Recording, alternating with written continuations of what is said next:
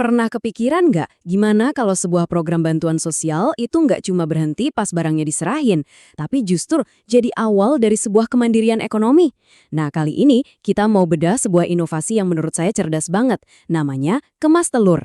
Ini adalah sebuah model yang bisa mengubah bantuan ayam petelur jadi bisnis keluarga yang kuat dan terus berputar. Oke, pembahasan kita ada 5 bagian. Kita mulai dari masalah klasik program bantuan, terus kita dalamin solusi dari Kemas Telur, kita juga bakal bongkar 3 rahasia yang bikin program ini jalan, lihat siapa aja yang diuntungkan, dan terakhir, kita lihat gambaran besarnya. Yuk, kita mulai aja. Bagian pertama, sebuah hadiah dengan syarat. Di sini kita bakal lihat kenapa niat baik aja tuh kadang-kadang nggak cukup. Idenya kan kelihatannya simpel dan brilian ya. Kasih aja ayam petelur ke keluarga yang butuh. Otomatis mereka langsung punya aset yang bisa menghasilkan uang setiap hari dari jualan telur. Kedengarannya sempurna. Tapi, nah ini dia pertanyaan besarnya. Bantuan di awal memang bikin semangat. Tapi gimana nasibnya kalau programnya udah selesai dan pendampingannya berhenti? Apa yang terjadi selanjutnya? Nah, di sini kita bisa lihat banget dilemanya. Di satu sisi, ada harapan jangka pendek. Keluarga bisa langsung dapat telur, dapat penghasilan baru. Seneng kan? Tapi di sisi lain, muncul masalah jangka panjang. Ayam kan ada umurnya, pasti menua dan berhenti bertelur. Kalau nggak ada sistem pendukung, keluarga nggak punya uang buat beli bibit baru atau pakan yang terus-menerus. Ujung-ujungnya, usahanya berhenti di tengah jalan. Nah, dari masalah klasik itulah lahirlah solusi Kemas Telur. Ini bukan cuma soal ngasih bantuan, tapi soal membangun sebuah sistem yang dari awal udah dirancang untuk bisa terus hidup. Jadi, apa sih Kemas Telur itu? Ini adalah singkatan dari Kemitraan Masyarakat dan Badan Usaha Milik Desa untuk Ayam Petelur Berkelanjutan. Coba deh perhatiin 2 kata kuncinya di sini, kemitraan dan berkelanjutan. Itu intinya. Jadi, inti program ini adalah mengubah cara berpikir.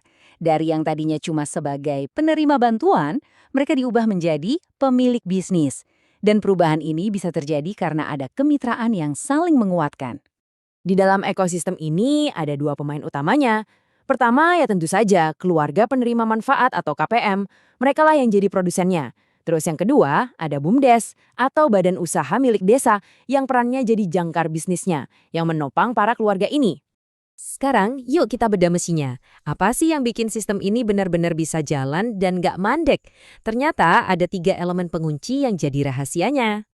Nah ini dia 3 kunci keberlanjutan itu. Pertama, kepastian pasar. BUMDes menjamin akan beli semua telurnya, jadi nggak perlu pusing jualan kemana.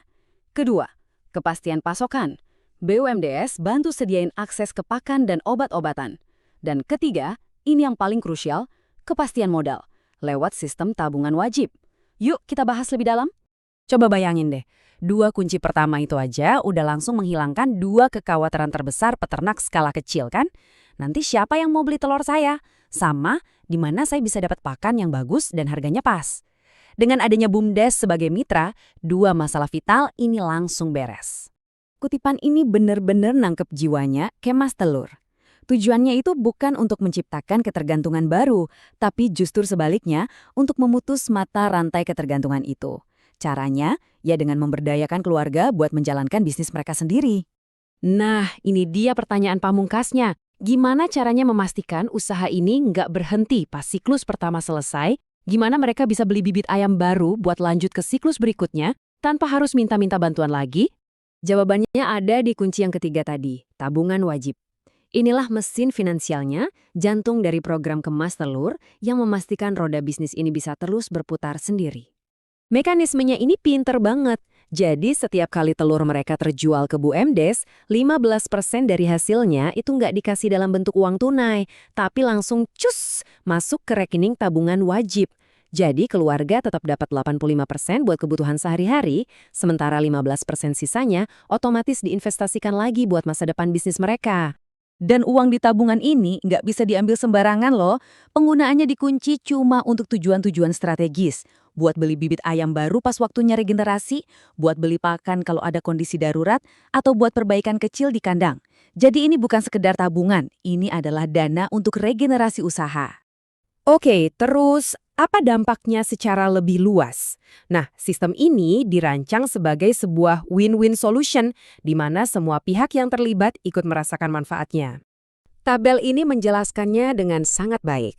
Buat keluarganya, mereka dapat penghasilan stabil dan belajar jadi pengusaha. Buat BUDS, ini jadi unit bisnis baru yang sehat dan menguntungkan. Buat desanya, tentu nambah pendapatan asli desa. Dan buat masyarakat sekitar, kita semua jadi menikmati pasokan telur segar lokal yang stabil. Keren kan? Ekosistem yang saling menguntungkan. Dan ini bukan cuma konsep di atas kertas ya. Program ini benar-benar sudah diluncurkan di Kecamatan Sugihwaras pada tahun 2026. Ini jadi bukti nyata kalau model pengentasan kemiskinan itu bisa kok dirancang ulang jadi jauh lebih baik. Nah, di bagian terakhir ini, yuk kita coba zoom out sedikit, lihat gambaran yang lebih besar. Soalnya, kemas telur ini bukan cuma soal ayam dan telur. Ini dia poin terpentingnya. Kemas telur itu pada dasarnya adalah sebuah cetak biru, sebuah kerangka kerja yang bisa ditiru di tempat lain. Filosofi di baliknya itu jauh lebih berharga daripada komoditas telurnya itu sendiri.